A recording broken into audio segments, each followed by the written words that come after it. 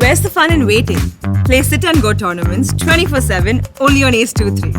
This game involves an element of financial risk and may be addictive. Please play responsibly and at your own risk. 2028 तक हिंदुओं की और मुसलमानों की जन्नत बराबर हो जाएगी। न हिंदुओं को खतरा है न मुसलमानों को खतरा है। खतरा है तो मोदी जी को, ओवैसी जी को और किसी को नहीं। मध्य प्रदेश के पूर्व मुख्यमंत्री और राज्यसभा सांसद दिग्विजय सिंह एक बार फिर से अपनी बयानबाजी को लेकर चर्चा में आ गए हैं। सीहोर में किसान पद यात्रा कार्यक्रम के दौरान दिग्विजय सिंह ने कहा कि जल्द ही मुसलमान और हिंदुओं की आबादी एक हो जाएगी।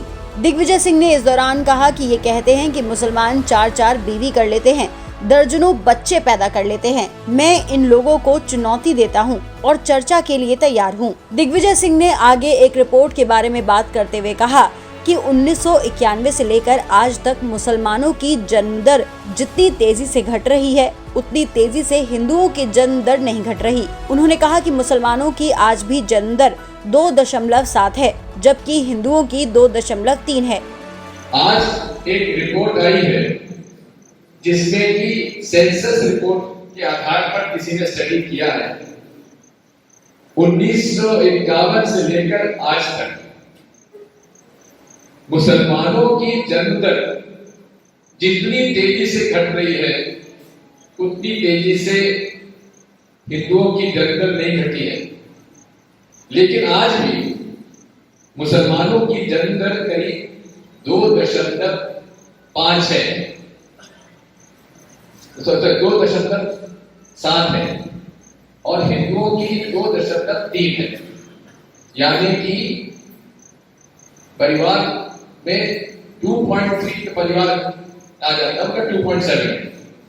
लेकिन जिस प्रकार से जनसंख्या की जन्म दर घट रही है 2028 तक हिंदुओं की और मुसलमानों की जन्म दर बराबर हो जाएगी।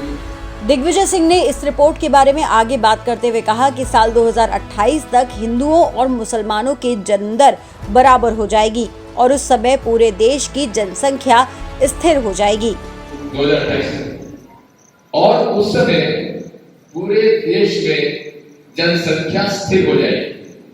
जो भी होगा 2028 तक बढ़ोतरी, उसके बाद बढ़ोतरी नहीं हो सकती। बात यही है।